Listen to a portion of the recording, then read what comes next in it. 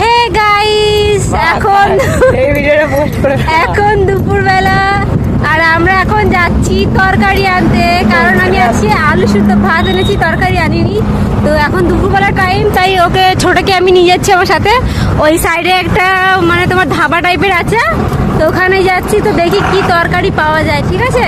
তো চলো তোমাদেরকে দেখাই যে কি তরকারি পাওয়া যাচ্ছে। জানি না এই কথাগুলো তোমরা শুনতে পাচ্ছ কি না, পরে হয়তো ভয়েসও দিতে পারি আমি। তো চলো, টাটা। সো গাইস, ঘুগনি আর হচ্ছে কি এটা পটলের তরকারি নিলাম। তো নেই, দুটো একসাথে পাইল করে নিলাম বাপরে। চলো পেমেন্টটা করে নি।